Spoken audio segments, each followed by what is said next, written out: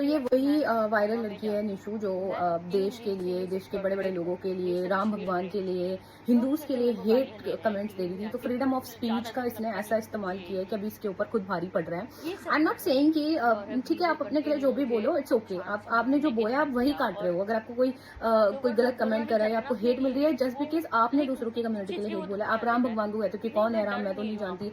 कौन है विराट कोहली, वो तो चमचागिरी करता है। भाई वो उसकी मर्जी है, वो जो भी करे, उसने जो कुछ भी अर्न किया वो अपनी मेहनत से किया है। वो दूसरों के लिए ऐसे कोई हेट कमेंट्स नहीं देता। वो ये नहीं बोलता कि कौन है दलित, कौन है कौन क्या है, मतलब ही नेवर सेड दिस।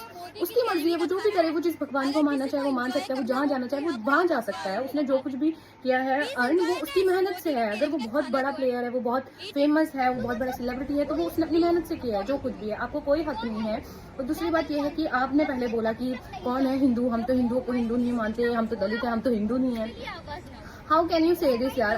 आप इस देश में रहते हो, इस देश का खाते हो, इस देश में पल रहे हो, देश की सारी सुविधाएं आप उठा रहे हो और फिर आप ये बात कह देते हो। मतलब आप कैसे बोल सकते हो यार ये इतनी सारी चीजें यार। हाउ कैन यू से दिस।